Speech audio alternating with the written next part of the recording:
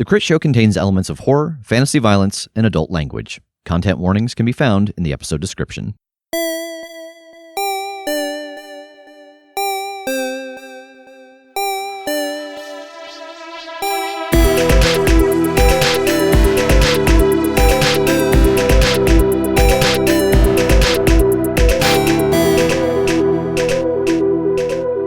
So a couple of weeks ago, we mentioned that all of October, all of those intros we recorded in a day. Yeah. Mm-hmm. So the downside of that means that because we recorded them all in advance, there were some things we couldn't do, like in real time, like thank our patrons who joined in the month of September. Oh my goodness. Yeah. So here is a list of people that we would like to thank for joining us on Patreon for September and October. Are you ready? Yeah. Hit me. Iverson, Erica Celeste Wagner, Leonata Madhouse, Guy Edwards, Dan Madden, Let's Press Play, James Chernzia. Is the I before or after the Z? Oh, I'm dyslexic. I don't know. I was waiting for you to go. There's neither an I nor a Z in there. Cherenzia.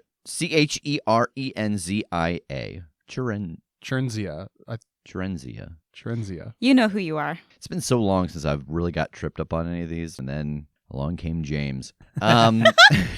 Cap.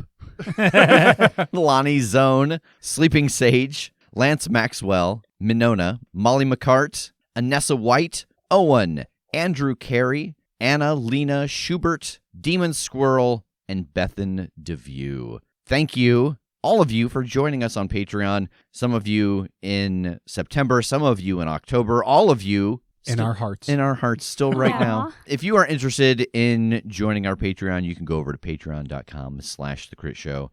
You can get access to almost all of the content we make at the $5 tier, and you can get access to the most aggressively welcoming Discord on the internet for just $1. We are bouncing up and down, ever closer than further away from unlocking Kim's Let's Play of Alice is Missing. Nice. So if you would like to help us unlock that for, December or maybe the new year, man, head on over. Join us. There's literally, by now, hundreds of hours if you're looking for other games to listen to and to learn as we play them. There's so much. I was thinking the other day about, I should refresh on my list of everything we've played and all the extra content we've put out. I started thinking about it, and then I gave up because there was so much. I also want to throw out there, if you're listening to the main show, which you are because you're listening to this intro right now, and you don't want to listen to ads before and after and in the middle of your episodes, the $5 tier will give you access to an ad-free feed of the main show. That's true. And I would like to add on top of that, if you are listening to this and you're like, hey, I'm a patron and I've got a reward that I should have, like an ad-free feed, and I don't have it, or I've never heard my name on the intro, 100% human error. That's all me. I make these lists. If you're missing something, man, send us an email at thecastofthegritsshowpodcast.com. It's my fault. I'm one man, and I'm very tired. And I miss things. It takes a big man to admit that, though. I'm sure people are missing things. So you're the one physically sending an email as a link to the ad-free feed? I have to go in and add their Patreon name into a website and then activate it to our Patreon feed. Incredible. Yeah. Manually. Isn't that delicious? This really is a small business operation. Yeah. So let us know if you're missing something. Oh, man, I'll remedy that. Unless I also missed that email and messed that up. But then if you tell me a second time. By that point, it seems like something bigger is working against you. But the thing that we can do in real time is select the winners of Crit or Treat for this year. Yeah. There were so many good costumes this Ah. year. And some new faces, I feel. So thank you to everyone who submitted. So my understanding is that Tass has got a random number generator up. I do. We have assigned numbers to all of the entries, some of them twice, none of them three times. None of them 3 times because all of you, for some reason, I can't fathom why, decided you didn't want to be Chris Kattan or a Chris Kattan character for Halloween. You didn't want to spend your single 2023 Halloween costume on Chris Kattan, and I just don't understand why, but oh well. I did Chris Kattan. I handed out candy to trick-or-treaters as Chris Kattan. They all recognized me. They all loved it. Yeah. Not a Chris Kattan character, just Chris Kattan. And they all said, "Are you Chris Kattan?" said, yes, child, I am. Have an extra Reese's. Were you happened to be dressed as? I were. Woo! As the character from the show that I modeled after Chris Kattan. Yes, of course. I mean, it's obvious which one that is, and I knew it immediately. Perfect. Then there's no more we need to say about that. I'm so glad that we could really just put a nail in that whole thing and wrap it up so nicely. We're gonna get that on a Q&A question at some point for some end of the. We'll need to save that for the end of the show though, because to reveal it earlier than that would be too big. That'll of a be our spoiler. new Wizard in a Jar question, where we're just like, we just ignore. I'm not answering that. I was about to do it right now, but I should hold it on. I should hold on to it. Oh, yeah, please. All right, Tass, so hit that number generator. The first number we have is 8. All right, this is Patrick B. as Ada from Perilous Times. This was Nice. such a good costume. Oh my god, thank you for making it. The second number we have is 4. This is super cute. This is Stephen Gergen and his son as Mario and Luigi. Oh. And they also had a second entry that was their dog Cookie as the Cookie Monster. Oh. And the third number we have is 25. That is Cody McFate and his girlfriend as Will Turner and Elizabeth Swan from Return to Monkey Island. From Pirates of the Caribbean. So Nice. Congratulations, everybody. Congratulations. Well done. Yeah, Thank thank you. you. For sharing your Halloween That was spookiness with a us. thank you for submitting, not a response to Rev's. Congratulations. So we will we'll contact you. We'll get your addresses, and we will send you a box of spooky. Stuff. No, just a box of spooky. Sort of the essence, just like a nebulous. Just a box of ambiance. It's just a paper that says spooky on it. You're going to open the box, and it's going to seem empty at first, no. but I can assure you there is spooky in there. Whatever you do after you open it, don't take your eyes off of it. Oh no. And you see a speck of light out there in the dark that seems to be getting bigger. And it gets close enough, and the lightning flashes, and you can see a figure on horseback. Riding in your direction, they're wearing a big, billowing black duster. They don't seem to have a head. All right, which way to hollowed ground? There's a church up the road northeast out of town. That'll do. As you all exit the stables to head northeast out of town towards the church, you see this giant horse still right here on the side of the road next to the hole in the saloon wall. It glares at you all as you go by, and you see that as you make your way past, the rider materializes on its back again as the horseman gallops back up the hill towards the gate, and he's got a saddlebag open that you can see a bunch of bottles sticking out of, with rags jammed in the top. Oh, And no. he pulls one of them out and sticks the rag in the jack-o'-lantern head, and it lights. I'll try to put that fire out. Okay, how so? Horse blanket. You go to throw your horse blanket on the flames to try to smother them, and instead it's like it washes them with the life-giving oxygen that they need, and they blow inside of the church house where the rain is not penetrating, and fire starts to spread up the walls, engulfing the church. The four of you are standing in the churchyard with the church going up in a blaze behind. Rickets and Mary Jane sort of buckling down with you, hoping that this situation will go away. A mysterious rifleman on a nearby roof who seems to be fighting on your side, and the horseman who has taken some damage and seems pretty pissed off about that, readying another bottle. I made it worse. The church is on fire. Inside the church is on fire. Does it look like this thing is burning pretty undeterred? Like if it's climbing up the walls, I don't really know if there's anything we can do about it at this point. Yeah, I was like, do I make you roll? No, the church is probably Probably gonna toast. go Yeah. without a divine intervention. I mean, for what it's worth, there is a move in the weird part of this book that is prayer, and it is just when you pray, I pick a thing, and like maybe it works, maybe it doesn't, maybe it works in a mysterious way, etc. Does anybody know off the top of their head if the church that is on hallowed ground burns down, does that negate the hollowness of the ground? That depends. Do we think that this front yard is a cemetery? Because if it is, then a cemetery is still hollowed ground. Do I see any tombstones? No, you do not. All right, him not being able to get in here, I think, is on a very quick timer. Yeah, I'm going to be terrible at trying to shoot this thing, but I am going to try to see if I can lasso his, satchel of liquor bottles away from him. All right, why don't you use a skill? This is going to be rope. And again, I think this is going to be contested by his ride because he is going to try and evade this. So you're going to have a -2.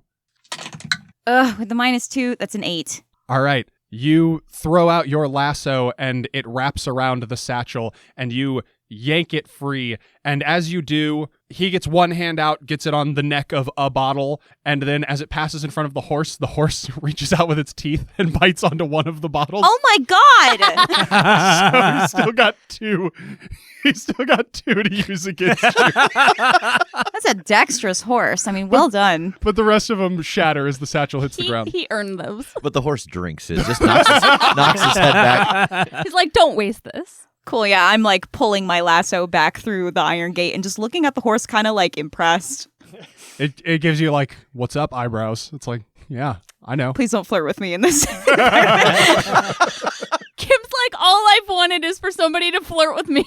But not the horse. Now it's a horse. I refuse to flirt with this brony. All I've wanted is a love interest, and every GM denies me. I'm laying one at your feet right here. A big, beautiful horse. I do have a weakness that I'm addicted to flattery, so how charming is this horse this week?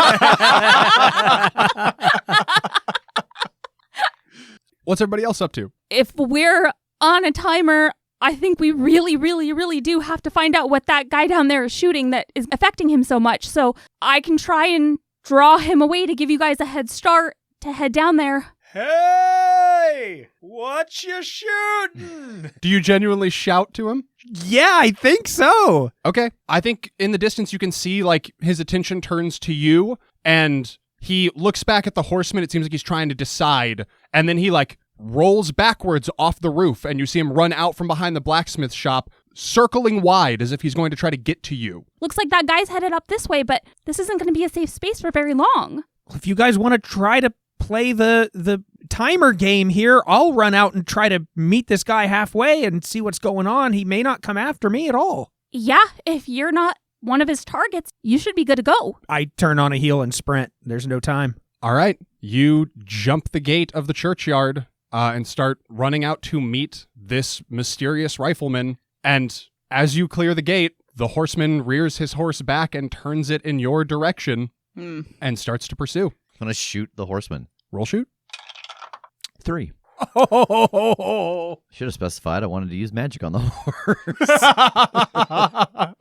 You take a shot and it's wide, and you and Tass see that rifleman drop to the ground. Oh my God!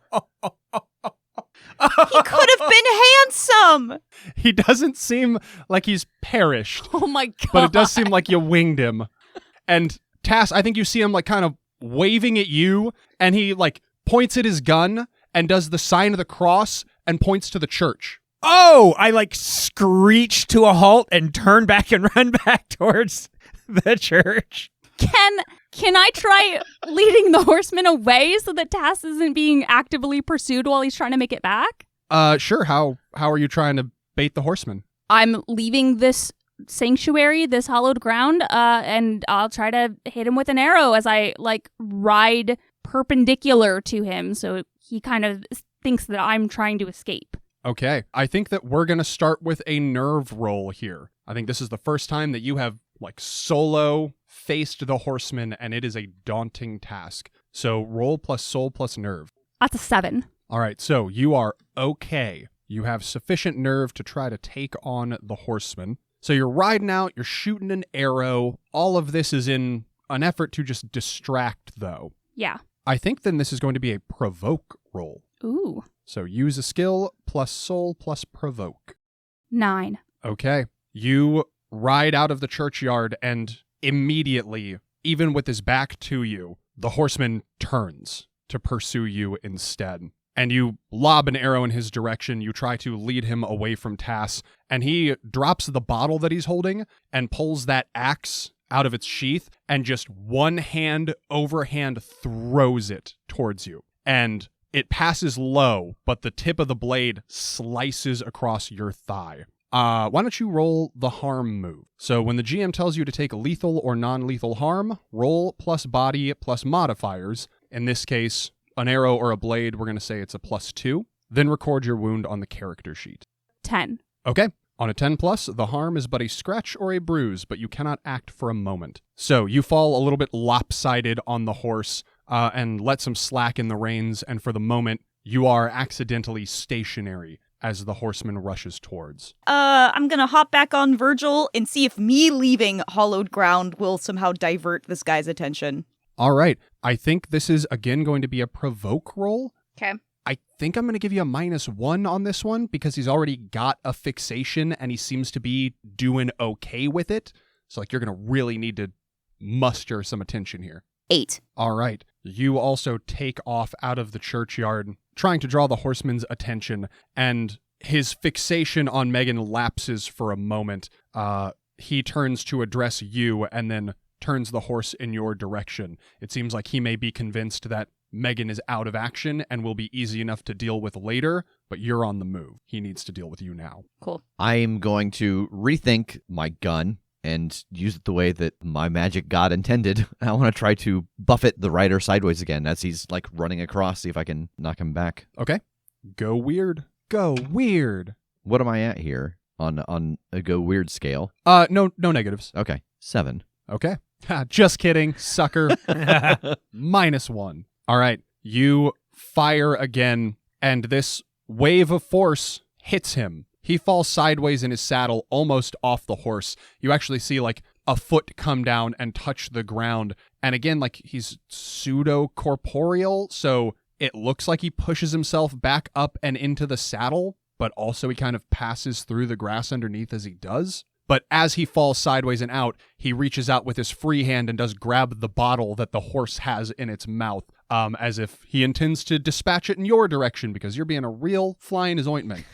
Tass, you hop the gate back into the churchyard. Church is pretty on fire. What do you want to do? I'm at a full sprint towards this flaming doorway, and I'm mumbling to myself, let's see if I remember this shit. And I'm going to try to burst through the door and see if I can find the, like, dish of holy water. All right. I think this is going to be an acrobatics roll.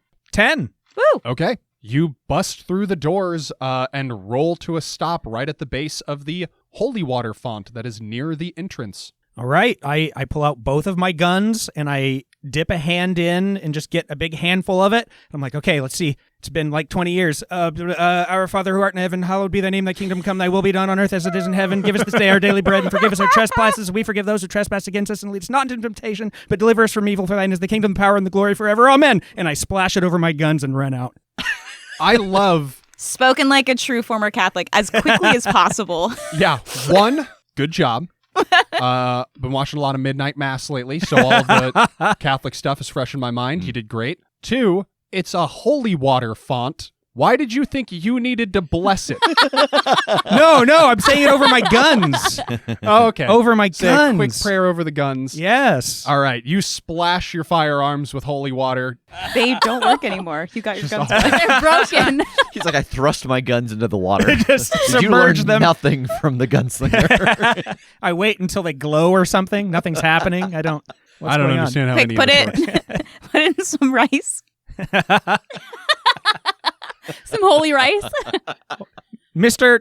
Headless Sir, if you could hold on while this dries out. What next? I'm going to get out and just sprint up until I feel like I have a shot and see if I can hit this guy. Okay. Yeah, you see him riding away from Megan, who is kind of limp on horseback right now, pursuing Kim and readying another Molotov to chuck in Rev's direction. Give me a shoot roll. All right. 9. Your bullet strikes true, and again, there is a hiss as it hits, and the horseman recoils. He drops the bottle that he was holding and instead puts that hand over this wound in his chest. And off in the distance, I think you see that rifleman struggling to get back up to a knee using the rifle as like a crutch. I shoot him. He's down again. Nobody steals my thunder. No, he gets to a knee and he also levels his gun and fires another shot. And another bullet hits with this hiss, and the horseman seems in a tremendous amount of pain. Tass, what did you do? I put holy water on my guns. I have no idea if this will work or if it makes any sort of sense. Can I try to pray to the executioner as a god and as a god of, punishing, especially, this soul that was a wicked man and a murderer? So I think you know that, as we've established, like the gods are kind of locked into their worlds, but you don't know what does exist here. Like you can say a prayer to the executioner. It's probably not the one you're used to, but something might happen. It might fall on some ears. Yeah, I think that's what I'm thinking of. Like, I'm not really religious in any sense, but I know that there are gods. I mean, I have the power of one, with me. Jake's like, I'd rather not get into this whole theology debate. Just role pray. Yeah. You don't even role pray. You just say you're praying. And if it works, you permanently decrease your weird skill by 1. Ooh. Is that a cost you're willing to incur? Gracious. Not your weird level, your weird skill. So it only affects what you're rolling, not what you're capable of. Yeah, I think knowing that this thing is partially after me and that it's not really a force that's just misunderstood. It seems to have bad intentions, and knowing that it killed Damien in a future that doesn't exactly exist anymore, but it could. I think, yeah, I'm willing to give up a point. I'm looking for essentially the rain to be blessed. Oh, you want to bless the rains. Yes. So that all of the storm is essentially holy. Fuck, that's good. Okay, you say your prayer to what entity you are unsure. And there is another crack of lightning and thunder, and you see that every droplet of rain that starts hitting the horseman smokes and hisses, and he starts thrashing. The horse starts thrashing, and the steam and the smoke grow and billow and engulf him, and then fade away, and the horseman is gone. That's for killing my boyfriend. Whoa, what happened? And why does this rain suddenly sting a little bit? I prayed. Decrease your weird skill by 1. I want to spend a point of gear and pull out a bottle and collect some of this water. Oh, nice. Okay. Smart. Mark that you have a bottle of holy water. I want to ride over to the guy on the ground and offer a hand to him to get up onto my horse. As you start to head that direction, he lets out a sharp whistle, and a horse comes galloping by, and he grabs onto its reins, and it rides him away into the darkness. Whoa, no! Hold on! Who are you? Tuxedo mask. Don't you dare tuxedo mask me! You can see that he pulls himself up into the saddle with great difficulty, but he does turn back and tip his hat to you before slapping the reins and getting his horse to go full tilt. But I don't even know your name! Come back, I love you. It's okay. 20 feet later, he just falls dead off the horse. You can loot his driver's license off his corpse. He starts to ride away into the sunset. I shoot him. I'll know your name if it's the last thing you do.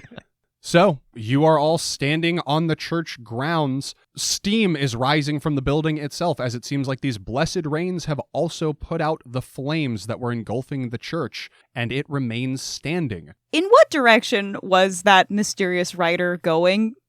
In the same direction that we know Bronze Chapel to be? More or less, yeah. The tracks are heading north, and they will curve around to the east, and that's about the direction he was headed. Okay. Kim's like, I really think we need to go to Bronze Chapel. I really think we need to divert all of our focus to going to Bronze Chapel. One more question. Did he have, muscly forearms, or...? Yeah, can you describe his eyes? Brooding.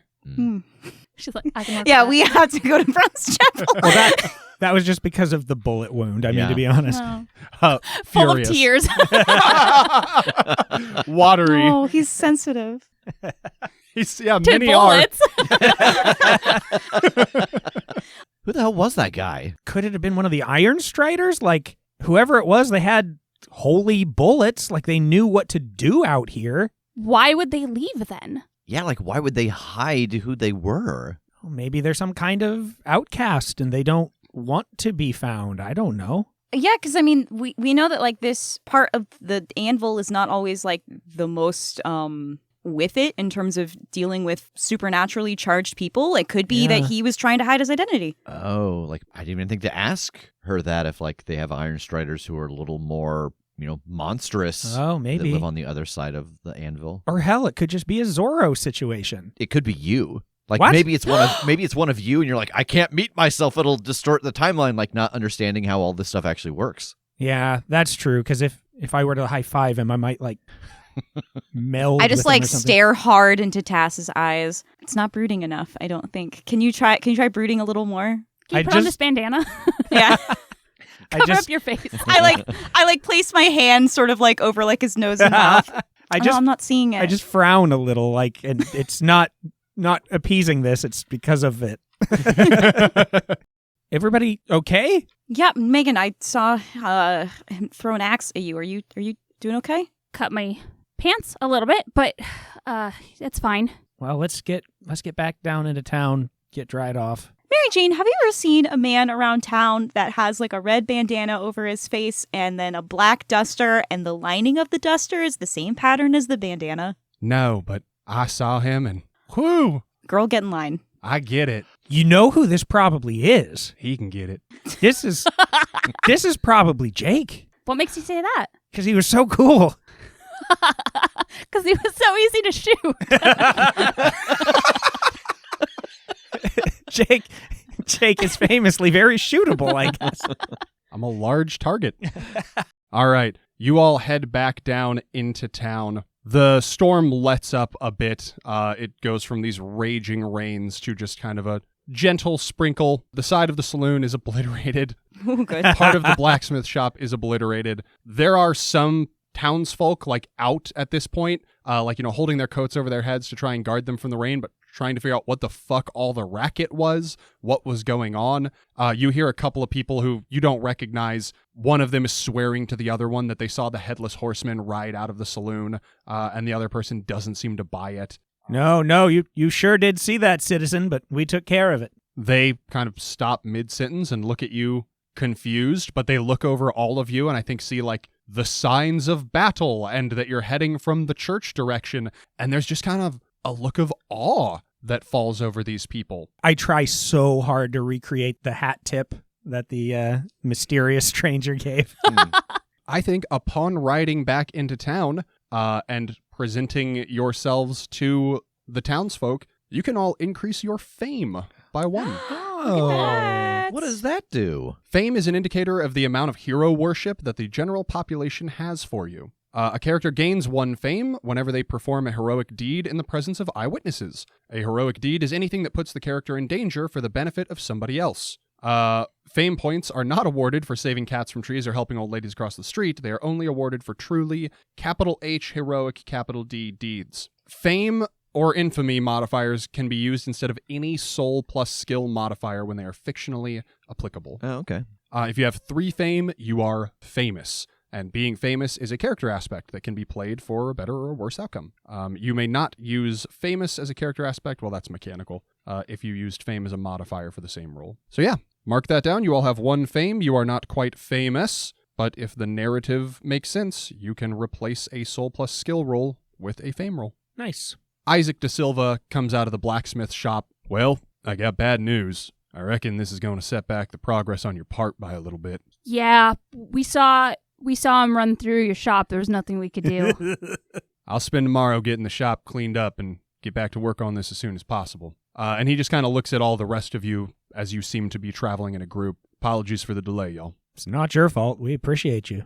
Mary Jane gets you all squared away in the saloon again, gets you all a room, and you are able to turn in for the night. Morning comes with no further incident. People are helping repair the wall of the saloon. People are helping repair the damaged blacksmith's shop. You can see off in the distance some people up the hill mitigating some of the smoke damage to the church. What do you all want to do with your remaining couple of days in Prospect Gardens? Or do you want to spend your remaining couple of days in Prospect Gardens still waiting for the train to be made ready? We could ride out to Silent Springs, find out what's going on with the mayor?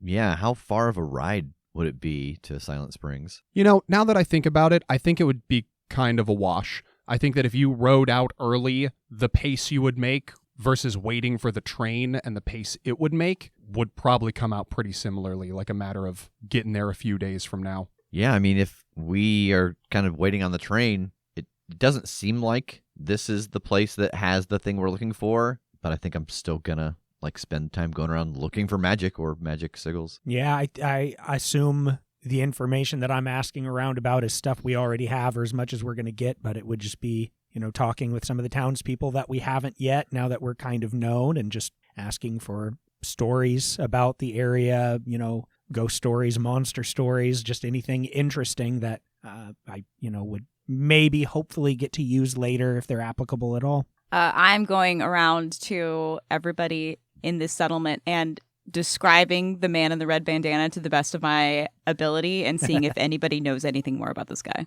Ooh, you could go look on top of the blacksmith shop, see if he left anything. Oh my God, that's such a good idea. I will do that as well. Oh, and I'm doing so many gun tricks, just out on the street, trick shooting cans and things like that. I'm going to do something similar to what Tass was saying, asking about this place and stories, but I want to find out a little bit more about the geography of this place. I know that it rose up, but what's the center spire about?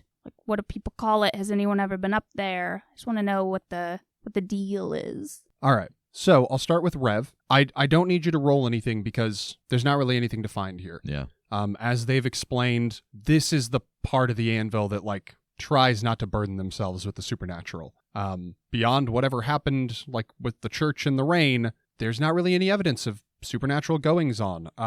Rickets is here though, and he seems like he's got something weird going on with him. He has claimed to be a seer. Do you want to spend any time with him? Sure. Okay.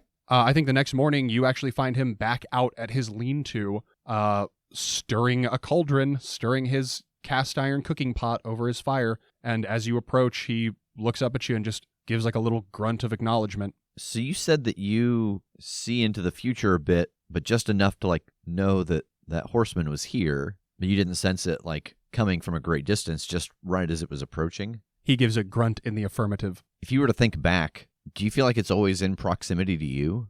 He gives a thinking grunt, and he says, "There's always a swirl in my mind. Seems like it only becomes clear when it's going to affect me or something around me, when I've got news that could help someone right here, right now." Is that why you're here? Because it's less chaotic on this part of the anvil? Less coming at you from all directions? He spits into the dirt and says, "I wander. Sometimes I'm here, sometimes I'm there. Don't ever feel comfortable anywhere long enough to stay." We're going to be taking a trip around the whole of the anvil, and then, if our theory is correct, maybe to whatever is up there, and I gesture towards the column in the middle. The thing that came last night's connected to, it seems like, two of our friends now. If we were to get us a wagon, I don't suppose you'd be interested in tagging along. He shakes his head. He says, "Not really my cup of tea, but maybe I'll see you out there somewhere along your path." Is there any convincing someone in this game?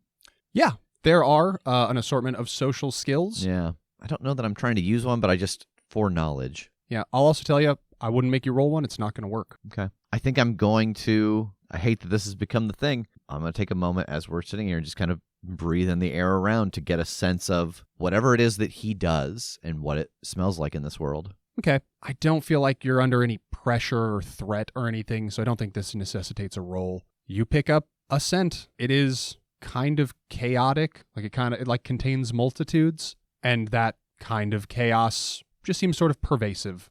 It just exists on the air throughout this world. I think you get the impression maybe that when something was going to happen, it might be like ozone. It gets stronger then, like ozone before the lightning. Yeah. But all right. I understand. Take care of yourself. And if we do see you, I would like to say I look forward to it, but I imagine if we see you, it's probably an ill omen. He gives a grunt that is kind of a chuckle. Yeah, I'll head back to town. Tass, you make your way around town, wooing people with tricks, and trying to see if anybody's got any rumors and legends and stuff to feed you, right? Yeah. People seem excited to tell you anything now.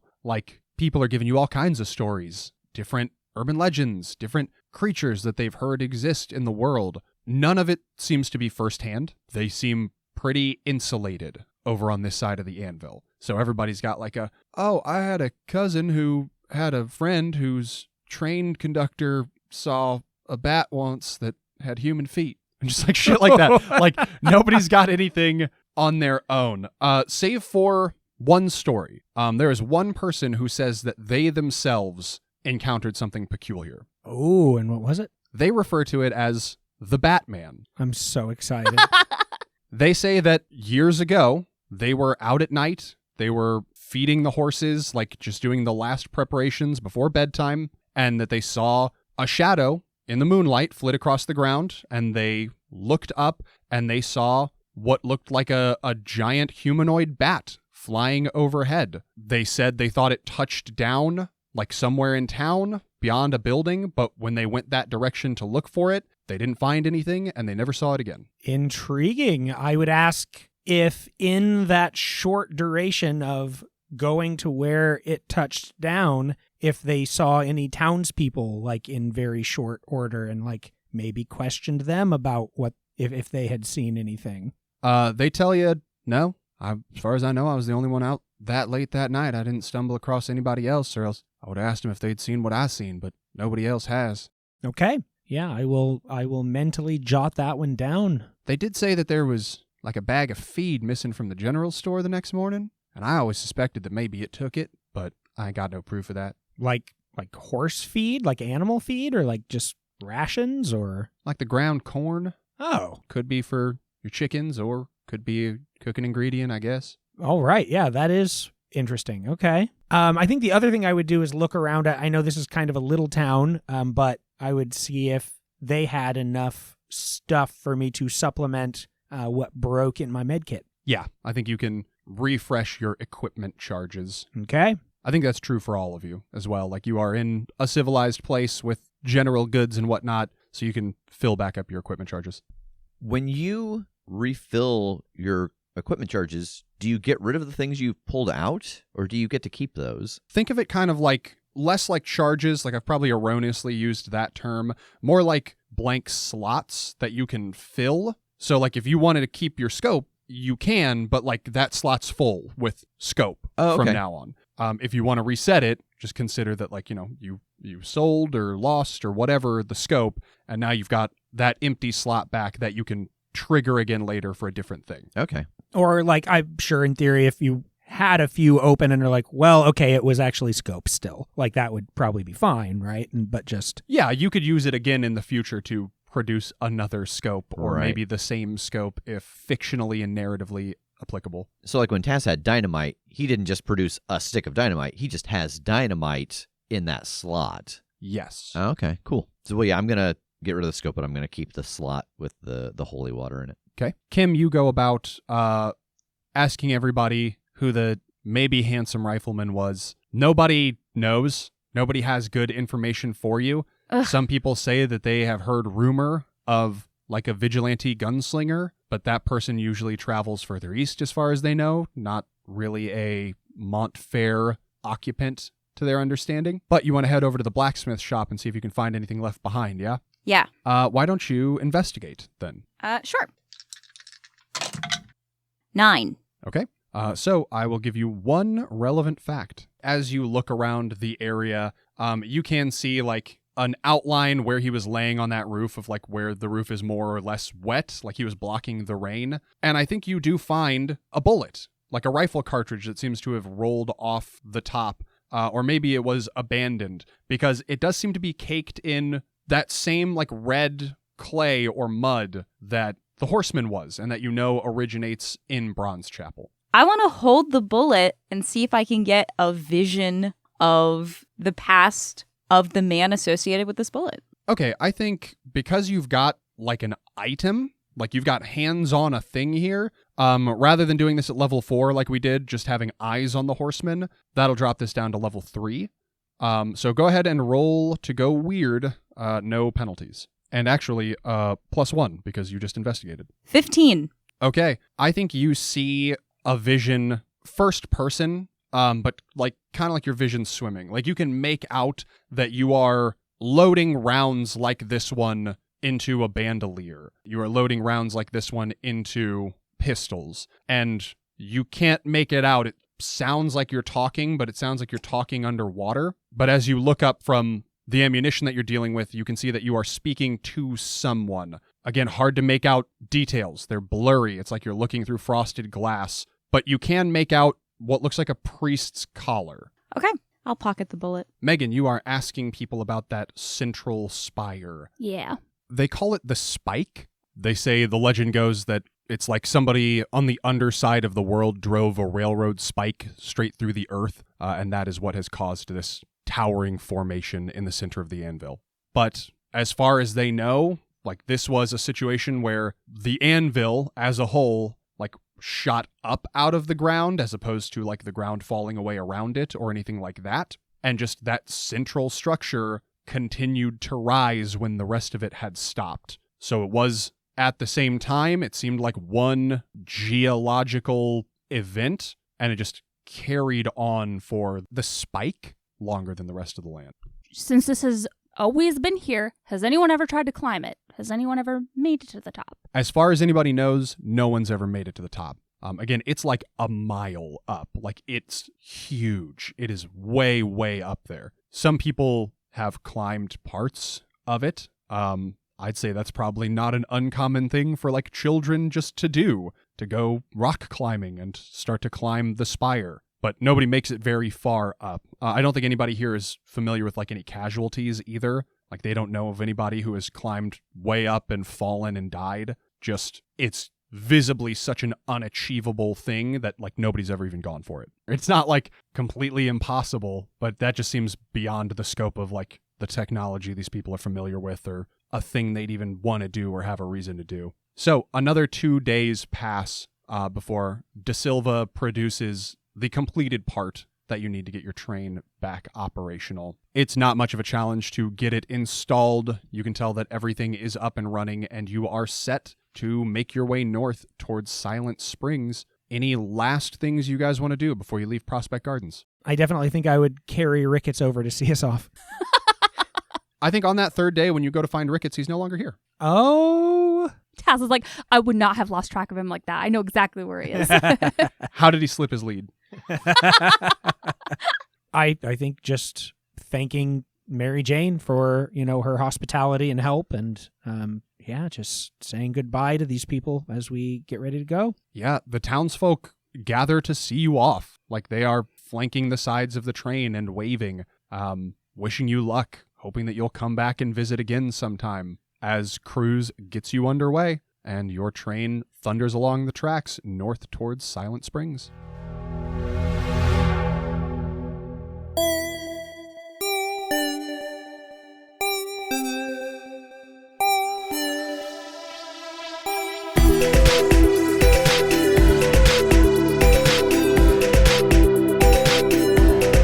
The Crit Show is a Critshow Studios production, edited and produced by Brandon Wentz with music by Jake Purley. You can find more information about us at thecritshowpodcast.com. To keep up to date with upcoming live shows, contests, and other special events, follow us at The Crit Show on Facebook, Instagram, and Twitter. For even more weekly content, join us at patreon.com/thecritShow.